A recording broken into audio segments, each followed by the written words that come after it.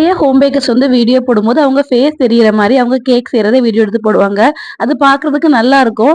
ஏன்னா வெறுமனே கேக்க மட்டும் பார்க்கறத விட அவங்களோட ஃபேஸ் பின்னாடி பேக்ரவுண்ட் அதோட சேர்த்து அந்த கேக்கு எல்லாத்தையுமே பார்க்கும்போது நல்லா இருக்கும். ஆனா நான் வந்து போடுறதே இல்ல. ஏன்னா முன்னாடிலாம் வந்து நம்ம மத்தவங்க கூட தான் நம்மள கம்பேர் பண்ணிப்போம்.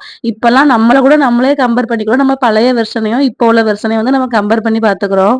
முன்னாடிலாம் ஒல்லியா அழகா இருப்போம். இப்ப குண்டா இருக்கோம் அப்படிங்கிற ஒரு தாழ்வு மனப்பான்மை தான் இதுக்கு காரணம். ஆனா மாற்றம் ஒன்றே மாறாததுல. ஏன்னா ஒவ்வொரு சிச்சுவேஷன்லயும் நம்ம உடம்பு வந்து கொஞ்சம் மாறிட்டே இருக்கும். முன்னாடி வந்து அப்படி நமக்கு எதுவுமே இல்ல. ஆனா இப்போ வந்து 2 குழந்தைங்க இருக்காங்க. நமக்கு தைராய்டு இஷ்யூஸ் இருக்கு. எல்லாமே பார்க்கணும்ல. பார்க்கலாம். நான் பழையபடி ஒல்லியாகலாம். இல்லன்னா என் செல்ஃப் கான்ஃபிடன்ஸ் வந்து ரொம்ப ஹை ஆகலாம். அந்த டைம்ல வந்து நான் எத பத்தியுமே யோசிக்காம கண்டிப்பா என்னோட ஃபேஸ் காமிச்சு தான் வீடியோ போடுவேன். ஏன்னா எனக்கு அது ரொம்ப பிடிக்கும். நம்ம கேக் செய்யும்போது நம்மளும் தெரியிற மாரி இருந்தா இன்னுமே நல்லா இருக்கும்னு தோணும். எப்படி இருந்தாலும் நம்ம செய்யக்கூடிய கேக் பார்க்க அழகா தானே இருக்கு. இது உண்மைன்னு உங்களுக்கு தோணுச்சுன்னா மறக்காம இந்த வீடியோ லைக் பண்ணுங்க.